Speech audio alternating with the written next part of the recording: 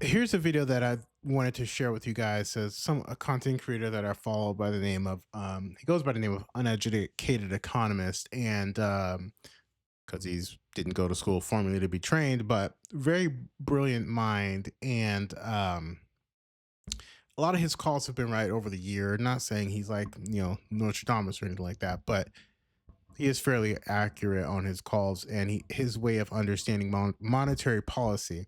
And he's from Oregon, so I think you guys should go give him a follow. And I wanted to react to a couple of this video in particular because I think it gives you more insight of where we're at in the economy today, and not only that, but how the Fed's response to the economy. So let's let him unpack a little bit, and then we're gonna go through this a little bit by bit and get you guys out of here.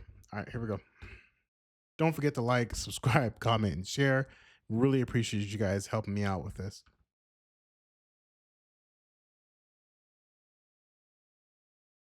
Since this revised statement was released, headline PC inflation has run at a pace of 5% per year, and core inflation has run at a pace of 4.4% per year on average. Notably, in this update, the FOMC did not define the window of time over which it would be looking back to assess progress towards its goal. This is why they don't have a mathematical formula for figuring it out. You get it? You see this, guys? All these people, all these economists out there, all these people on the news who think they know what's going on, they have no clue. They have no clue. They think that they understand the Federal Reserve's average, or they think they understand the Fed's inflation target. They have no idea about asymmetric flexible average inflation targeting, which has no mathematical formula for figuring it out. Here at the Richmond Fed, they are explaining what it is that they are doing to see inflation over time, the average inflation targeting. This is the only place that I have found that explains this. Nobody, not a single YouTuber, not a single news article, not a single person on TV, not a single person out there has explained it like this. Okay. Flexible average inflation targeting over time. All right, here we go. So, and let me read this again. Notably, in its update, the FOMC did not define the window of time over which it would be looking back to assess the progress towards its goal. By looking back far enough, it's possible to identify starting dates where average inflation through the present day has come in exactly at target. So if they go, like, they take all the inflation that we have experienced this right now, which is a lot, right? And they start going back in time and start incorporating the average inflation, like average inflation over the last year, over the last 2 years, over the last 3 years, and just keep looking back 3 years, 4 years, 5 years, 6 years, right? They keep looking back. You can eventually find that there is a time in which that the fall of inflation, which was running consistently below 2%, would then take the average from what we are experiencing today, incorporate it into it going over time, and find where the 2% target lands. I know it was a lot there to unpack, but hopefully you guys are tracking with him and following that. The way he has been able to articulate basically how the inner workings of our economy work has been very enlightening and informative for me, just in terms of uh knowing we're about just how the economy works. And my little sliver of area that I play in is like real estate. So, and I want to get into stock market too, but to me, I really love real estate, and I'm gonna stick with real estate until I get really good at it. And believe me, I've been in real estate for almost 20 years now, so I'm still working the kinks out. But it's not an exact science. But having said all of that, I think that it is important that you understand how monetary policy works. I am not an economist, and I don't claim to be one.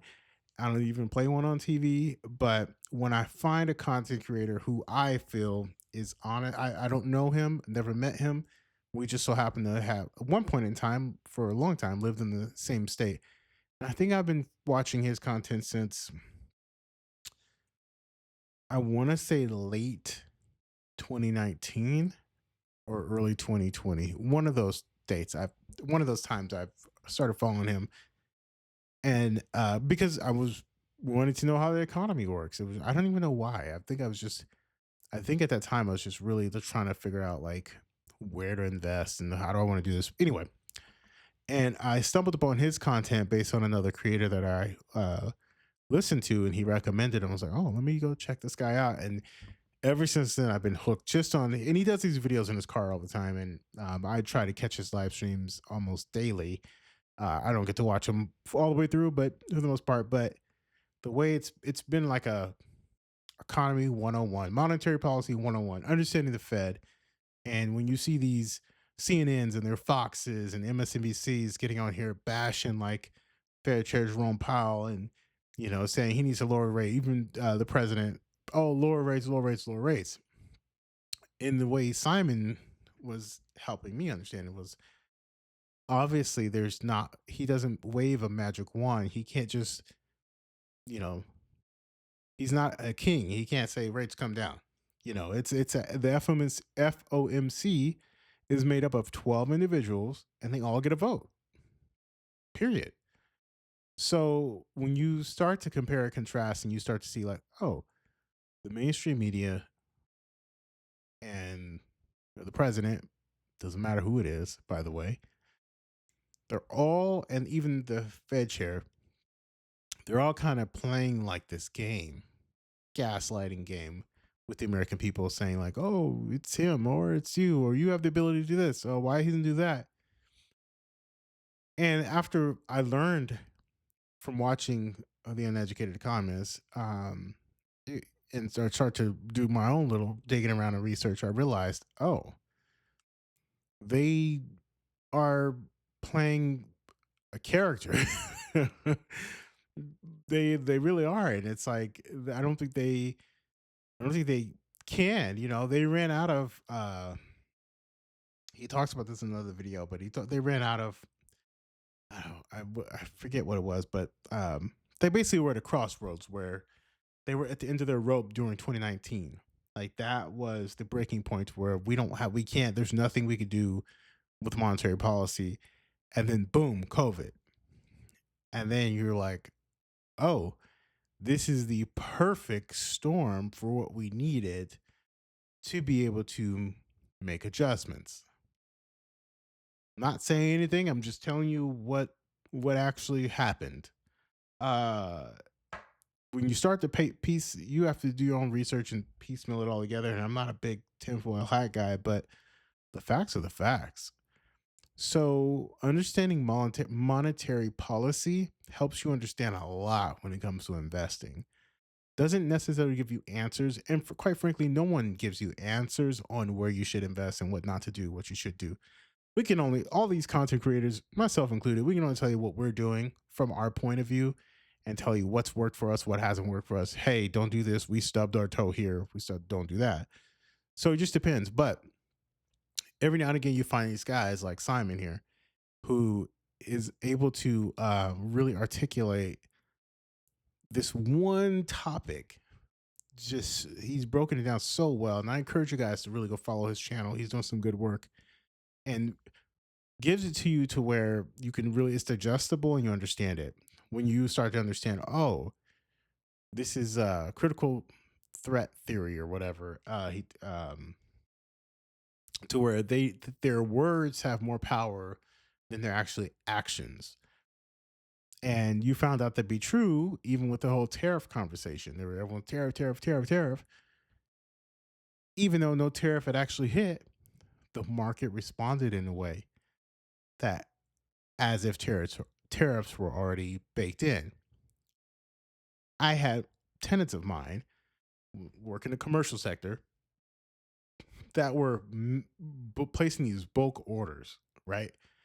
And they really wanted to rent vacant space in the buildings because they were like, well, these tariffs are going to come, and we want to have inventory stocked for when they come. And then just off jump, you think, oh, that's a good idea to be prudent, to get ahead of the curve. And you have Apple even do the same thing. But then it was like several months before any tariffs actually hit.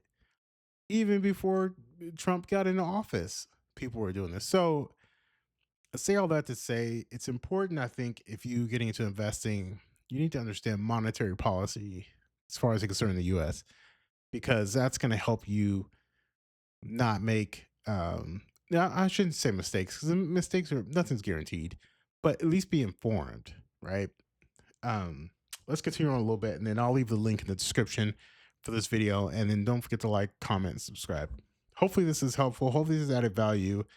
I don't mind putting other content creators on just because I truly do want to say, hey, look at this person, I feel like they're doing a good job. So it's just my opinion, not investment advice at all. So that's my little disclaimer there.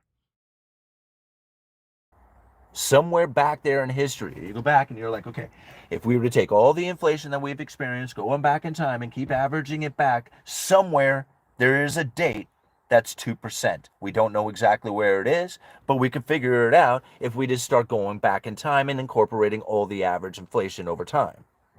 So this is again how they do it. Now this thing was written, what was it, just a few years ago. So um, this is a little dated, so these dates aren't accurate, but it was accurate to the writing of the time, right?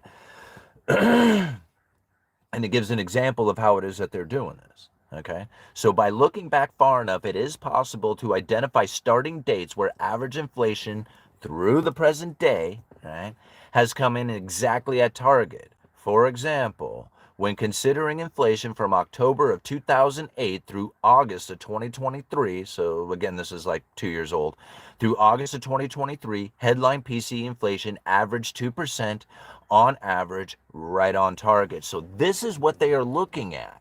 Right. So now, obviously, that October 28th date is no longer October 28th, considering all the inflation that we have experienced over the last couple of years. But this is how the Federal Reserve is looking at inflation. They're looking back in time to find out how far back do they have to go and what date that is to see where the 2% target lands. You see, there's no mathematical formula for figuring it out. Guys, go check out his channel. I think you'll be impressed. Catch his live streams if you can. Sometimes I'll put an earbud in and just do my work while I'm listening to what he's saying because I think it's that important. But please don't forget to comment, like, subscribe. Hopefully, you guys enjoy his content as well.